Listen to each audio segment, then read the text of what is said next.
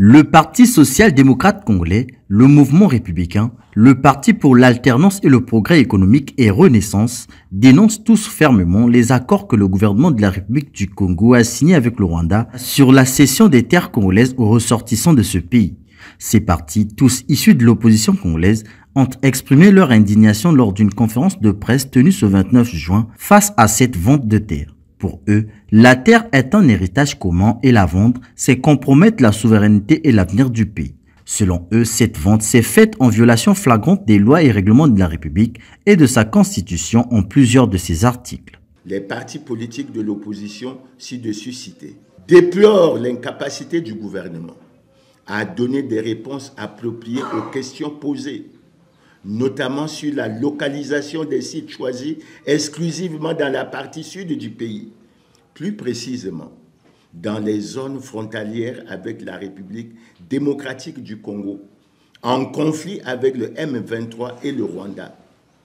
Le manque d'expérience du Rwanda en culture du ricin et qui ne fait pas partie du top 10 des pays africains dans le domaine agricole, condamne et rejette avec force la démarche du gouvernement congolais de vouloir utiliser les terres congolaises pour apporter un soutien multiforme et surtout financier au Rwanda pour entretenir la guerre et massacrer les paisibles populations dans l'est de la République démocratique du Congo, dans notre pays et ailleurs en perspective. L'annulation pure et simple de ces accords est la seule et unique réponse de ces acteurs politiques. Ils dénoncent également la confiscation des accords et demandent l'intervention des institutions publiques, surtout celle du président de la République. Le Premier ministre s'entête à vouloir, coûte que coûte, convaincre, mais je dirais plutôt imposer ces accords au peuple congolais. Donc ça ne sert à rien d'aller discuter avec lui.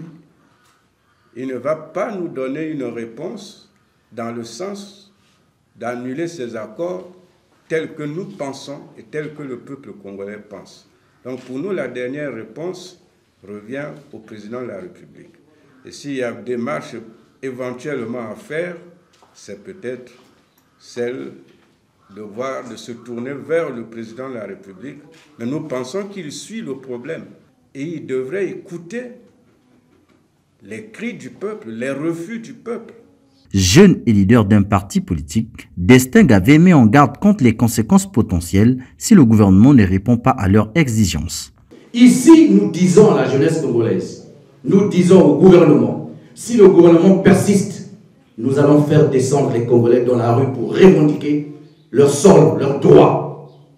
Donc, nous n'avons pas l'intention de rencontrer le Premier ministre, parce que pour nous, la solution n'est plus entre les mains du Premier ministre. Le peuple a dit, nous ne voulons pas des accords avec le Rwanda pour des diverses raisons que nous avons évoquées ici. Et donc aujourd'hui, c'est le chef de l'État qui doit écouter la voix de son peuple. La voix du peuple, c'est de dire non aux accords signés. Il faut l'annulation pure et simple de tous les accords. Nous n'avons pas de problème avec le peuple rwandais, mais nous ne voulons pas de l'élite rwandaise parce que nous connaissons cette élite. Les jours à venir seront déterminants pour l'avenir de cette question cruciale et les actions de l'opposition pourraient peut-être influencer de manière significative les décisions politiques du gouvernement.